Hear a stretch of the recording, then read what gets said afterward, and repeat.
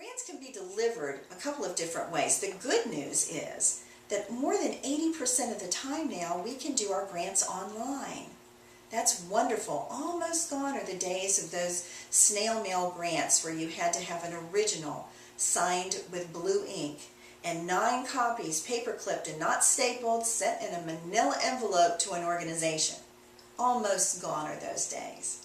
But for the 20-some% of the time that you still have to mail a grant, please snail mail it.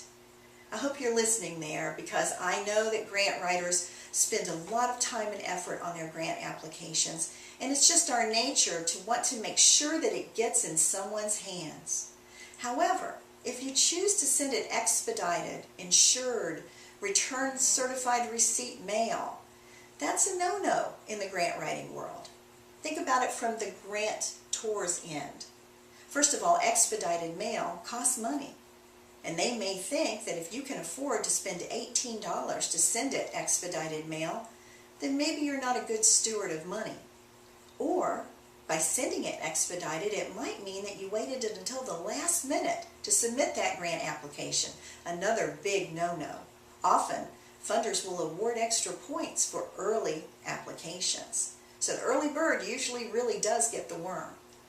And of course, think about it from the other end. If someone is busy in their office doing 100 other things just like you do in your office, and oh yes, they also run that organization's foundation, and they're called to their desk because they need to sign for a letter, do you think they're going to be happy about it when that grant application comes from you?